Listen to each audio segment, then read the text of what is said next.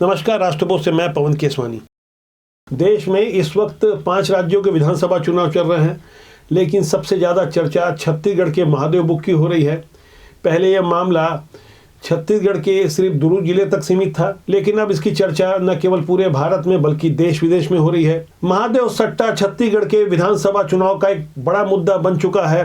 पहले लोग बात कैंडिडेट की कर रहे थे, उसके बाद घोषणा पत्र में लोगों की उत्सुकता थी। अब आम जनता का पूरा ध्यान महादेव सट्टा के माध्यम से हो रहे हर दिन नए नए खुलासों की तरफ जा रहा है। कुछ बचाव की मुद्रा वाले तो कुछ आक्रामक चेहरे भी सामने आ रहे हैं। हर दिन प्रेस कॉन्फ्रेंस हो रही है और ईडी ने हाल में ही जिन आरोपियों को गिरफ्तार किया है वो भी नए नए राज उगल रहे हैं। खासकर महादेव सट्टा ऐप के कथित प्रमोटर शुभम सोनी का वो दुबई वाला वीडियो जब सामने आया, जिसे भारतीय जनता पार्टी ने अपने ऑफिशियल प्रेस कॉन्फ्रेंस के माध्यम से जारी किया, और इस प्रेस कॉन्फ्रेंस में बड़ी ही जिम्मेदारी से भारतीय जनता पार्टी के राष्ट्रीय प्रवक्ता और मीडिया के राष्ट्रीय समन्वयक डॉक्टर सिद्धार्थनाथ सिंह और भाजपा की मीडिया टीम से जुड़े प्रवक्ता केदारनाथ गुप्ता और सह मीडिया प्रभारी अनुराग अग्रवाल के नामों की चर्चा एक खास वजह से हो रही है। दरअसल इन तीनों ही नेताओं को सीएम भूपेश बघेल के राजनीतिक सलाहकार विनोद वर्मा ने मानहानि का नोटिस दिया है, जिसके बारे में खुद प्रेस कॉन्फ्रेंस लेकर विनोद वर्मा जो कुछ नए खुलासे कर रहे थे उसे आपको ध्यान से सुनना चाहिए। और उसके बाद पूर्व केंद्रीय मंत्री रविशंकर प्रसाद ने भारतीय जनता पार्टी की ओर से कांग्रेस पर जो हमला किया है उनके एक एक शब्दों को आपको गौर करना चाहिए, जिसका सीधा सरोकार है आपसे। सिद्धार्थनाथ सिंह, केदार गुप्ता और अनुराग अग्रवाल ने मिलकर ये नतीजा अपने आप निकाल लिया कि ये वर्मा जी जो है वो विनोद वर्मा है, मैं हूं। इस प्रदेश में लाखों वर्मा हैं और लाखों वर्मा में उन्होंने वर्मा जी को कन्वीनियंटली जानबूझकर विनोद वर्मा बना दिया। तो ये तो बताना होगा कि इस नतीजे पे कैसे पहुंचे। तो कल मेरे वकील ने सिद्धार्थनाथ सिंह, केदार गुप्ता और अनुराग अग्रवाल को एक नोटिस भेजी है। मैं मानहानि का मुकदमा करूंगा अगर वो इस नोटिस के बाद माफी नहीं मांगते हैं और सार्वजनिक रूप से अपना बयान वापस नहीं लेते हैं। दरअसल विनोद वर्मा खुद को वो वाला वर्मा जी नहीं बता रहे थे। वो कह रहे थे कि जिस वर्मा जी का उल्लेख किया गया है वो मैं नहीं हूं। दरअसल कांग्रेस की ओर से पहले शुभम सोनी के व्यक्तियों पर ही उंगली उठाई जा रही थी। खुद सीएम भूपेश बघेल ने कहा कि कोई आरोपी या कोई आदमी कुछ भी कह दे तो उनकी बात को कैसे मान लिया जाए। ऐसे में सीएम भूपेश बघेल के सलाहकार विनोद वर्मा ने शुभम सोनी के आरोपों के आधार पर भाजपा नेताओं द्वारा कही गई बातों पर मानहानि का नोटिस दे दिया है। दरअसल राजनीति ऐसी ही सुविधाओं का नाम है।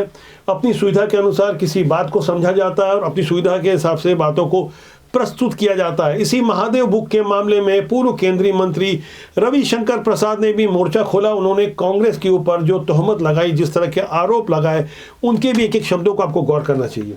छत्तीसगढ़ की पुलिस ने क्या काम किया ईमानदारी से इस पूरे मामले में, इसको बताएगी क्या? और मैं क्या बताऊं, ये तो आपका स्टिंग ऑपरेशन बता रहा है। कई चैनल ने, देश ने और प्रदेश ने भी स्टिंग ऑपरेशन किया है। तो पुलिस की क्या मिली भगत है ये तो सामने। तो यहां तो हफ्ता की वसूली थी। और ये जो कहा जा रहा है तो ईडी ने उनके स्टेटमेंट को ठीक से कोट नहीं किया जाता। वो 400 करोड़ रुपया पहले ही जब्त कर चुके हैं। 508 करोड़ तो बाद में कहा गया है। तो भूपेश बघेल जी से मुझे एक बात पूछनी है कि अब पहला चुनाव तो हो गया, अब दूसरे चुनाव में जरा बताइएगा, दूसरे मतदान के पहले आपकी और कितनी कहानी खुलने वाली है। अब एक बात कही जा रही है कि हमने बार बार कहा था कि इसको बैन किया जाए। कब कहा था? मैं देश का पूर्व सूचना प्रसारण, सूचना संचार और आईटी मंत्री रहा हूं। आईटी एक्ट की धारा 69 में इस बात का प्रावधान है कि सरकार नोटिफाई कर सकती है इसको बैन किया जाए, वो भारत सरकार करती है। Did the government of Bhupesh Baghel notify the central government? ये गंभीर मामला है।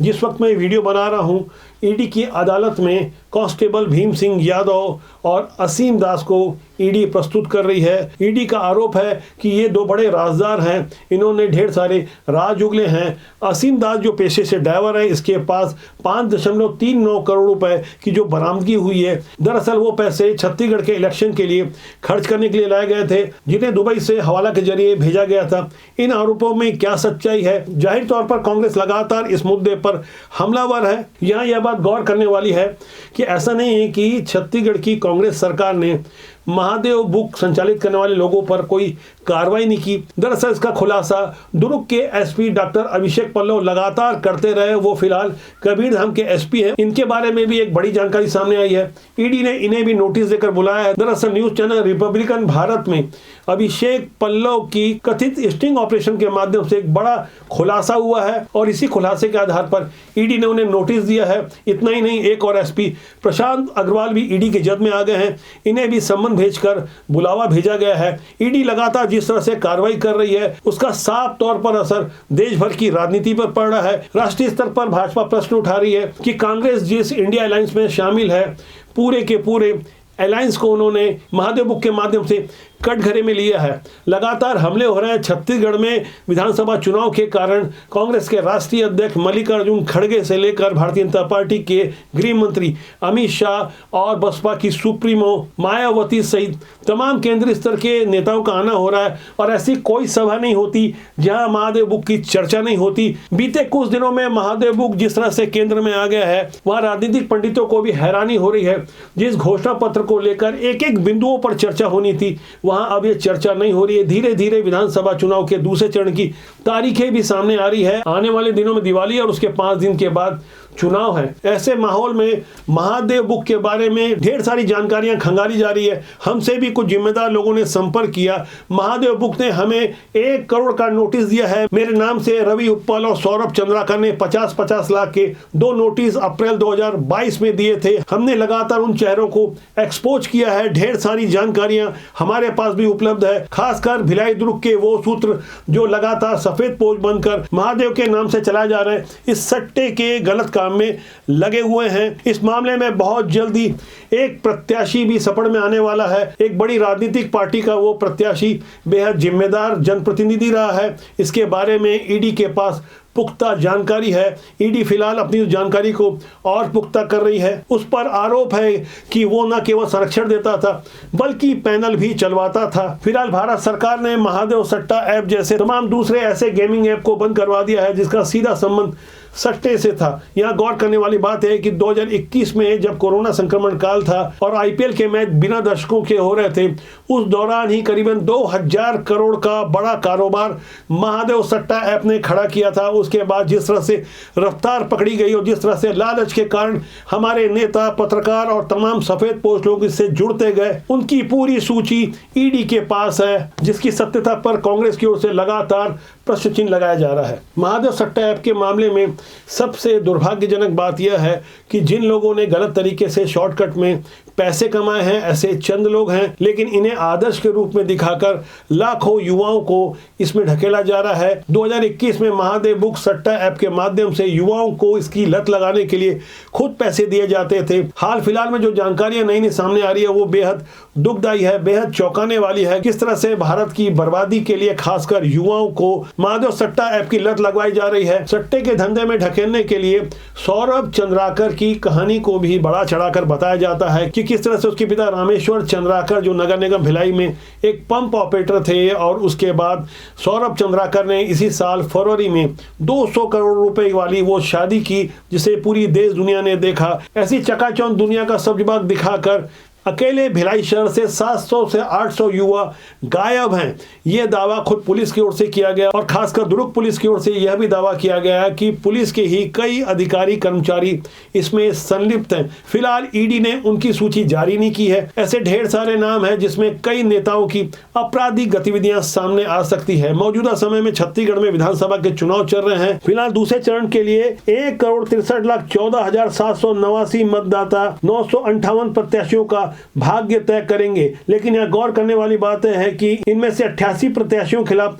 आपराधिक मामले दर्ज हैं, जिसमें कांग्रेस के 10, भाजपा के 10, आम आदमी पार्टी के 10 और जनता कांग्रेस छत्तीसगढ़ के 11 प्रत्याशियों के विरुद्ध आपराधिक मामले मुकदमे दर्ज हैं। कांग्रेस के भूपेश बघेल, देवेंद्र यादव के अलावा और भाजपा के पूर्व मंत्री बृजमोहन अग्रवाल और दयालदास बघेल जैसे तमाम वो बड़े चेहरे हैं जिनके भाग्य का फैसला 17 नवंबर को होने वाला है। वैसे पहला मौका नहीं है जब आपराधिक पृष्ठभूमि के लोग चुनाव लड़ रहे हैं। अनेक नेताओं का दावा होता है कि उनके विरुद्ध राजनीतिक दुर्भावना से आपराधिक मुकदमे दर्ज किए गए हैं। इसमें कितनी सच्चाई है, न्यायालय के बाहर जनता भी खूब समझती है। छत्तीसगढ़ के विशुद्ध राजनीतिक माहौल में एक चर्चा आम है कि सरकार किसकी बन रही है। तो हमारे द्वारा जो लगातार ग्राउंड रिपोर्टिंग की गई उसमें एक मजबूत जानकारी जो निकलकर सामने आई, जहां कांग्रेस का पलड़ा पहले काफी मजबूत लग रहा था, लेकिन भारतीय जनता पार्टी ने धीरे धीरे जिस तरह से अपनी स्थिति में सुधार किया है और ये सुधार लगातार अभी जारी है। इससे ये नहीं कहा जा सकता कि सरकार किसकी बनने वाली है, लेकिन इसमें जिस तरह से बहुजन समाज पार्टी की एंट्री हुई है उसे भी अंडर एस्टिमेट नहीं किया जा सकता। क्योंकि छत्तीसगढ़ में जब पहला चुनाव 2003 में हुआ था तब भी बहुजन समाज पार्टी की भूमिका बेहद निर्णायक थी। तब भारतीय जनता पार्टी ने कांग्रेस से 2.5% वोट ज्यादा लिए थे। तब विद्याचरण शुक्ला के नेतृत्व वाली एनसीपी को 7.5% वोट मिले थे। 2003 में बहुजन समाज पार्टी को 54 सीटों पर 6.94% वोट मिले थे, यानी तकरीबन 7% वोट मिले थे। जबकि 2008 में 90 सीटों पर 6.12% वोट मिले थे। 2013 में 90 सीटों पर 4.24% वोट मिले थे। लेकिन 2018 में बसपा ने जोगी कांग्रेस के साथ चुनाव मैदान में 35 सीटों पर चुनाव लड़ते हुए कुल 9.95% वोट हासिल किए, यानी तकरीबन 35 सीटों में 10% वोट हासिल किए। वैसे बहुजन समाज पार्टी को अनुसूचित जाति समाज की पार्टी कहा जाता है। छत्तीसगढ़ की 90 सीटों में से 10 सीटें अनुसूचित जाति के लिए आरक्षित है, जबकि 29 सीटें अनुसूचित जनजाति के लिए आरक्षित है। लेकिन यह गौर करने वाली बात यह है कि छत्तीसगढ़ में बसपा सामान्य सीट में भी लगातार जीतती रही है। 2008 में पामगढ़ और अकलतरा की जो सीटें जीती थी, जिसमें अकलतरा की सीट सामान्य सीट है, इस पर बसपा ने विजय हासिल की थी। इसी तरह 2013 में बसपा ने एकमात्र सीट जैजैपुर की जीती थी, जो कि सामान्य सीट है। जबकि 2018 यानी पिछले चुनाव में भी बसपा ने जैजैपुर और पामगढ़ पर जीत हासिल की थी, जिसमें जैजैपुर सामान्य सीट है। वैसे छत्तीसगढ़ में बसपा का अपना एक फिक्स वोट बैंक है, लेकिन यह माना जाता है कि बसपा जहां जहां से चुनाव लड़ती है कांग्रेस को वहां नुकसान होता है। पिछला चुनाव जो भारतीय जनता पार्टी और कांग्रेस के बीच सीधे हुआ था, वहां भारतीय जनता पार्टी करीब 10% कम वोट हासिल की थी। लेकिन इस बार माहौल और मामला कुछ उल्टा है। इस बार जोगी कांग्रेस और बसपा का गठबंधन नहीं है और भारतीय जनता पार्टी भी पहली वाली स्थिति में नहीं है। यदि वोटों का अंतर 5% ऊपर नीचे हो जाए तो परिणाम कुछ भी हो सकता है। सत्ता के लिए हमारे नेता कुछ भी कर सकते हैं। किस तरह की चाल चली जा रही है, कौन सही है कौन गलत है, मतदाता भी अच्छी तरह समझते हैं। प्रत्याशियों के चेहरे भी पहचाने जा रहे हैं। पहले की तरह नहीं जहां सिर्फ सिंबल देखा जाता था, अब प्रत्याशी की योग्यता के साथ उसके चरित्र की भी परख हो रही है। लोग पूरा हिसाब किताब ले रहे हैं। सोशल मीडिया का दौर है, खासकर युवा मतदाता जो कि आज गेम चेंजर की स्थिति में है। यहाँ चुनाव परिणाम कुछ भी हो सकता है। वैसे लोकतंत्र के लिए अच्छा भी है, विचारधारा के साथ प्रत्याशियों के व्यक्तित्व को भी देखा जाए, परखा जाए, जिससे राजनीति की शुचिता कायम हो। वरना हमेशा की तरह बुरे लोग सिस्टम में हावी हो जाएंगे और ईमानदार और सच्चे लोग बाहर रहकर सिर्फ बुरे लोगों को गाली देते रह जाएंगे, उनकी बुराई करते रह जाएंगे, आलोचना करते रह जाएंगे। जबकि होना ये चाहिए कि अच्छे लोगों को राजनीति में आना चाहिए, क्योंकि राजनीति बुरी नहीं होती, उसमें काम करने वाले लोग अच्छे या बुरे होते। तो आज के लिए इतना ही। मेरी आपसे फिर जल्दी मुलाकात होगी। मेरा आपसे आग्रह है कि आप चैनल को देखें, लाइक करें, शेयर करें, जिससे आपका और हमारा संबंध ज्यादा मजबूती से जुड़ा रहे। लंबे समय तक देश और समाज के लिए हम काम करते रहें। नमस्कार।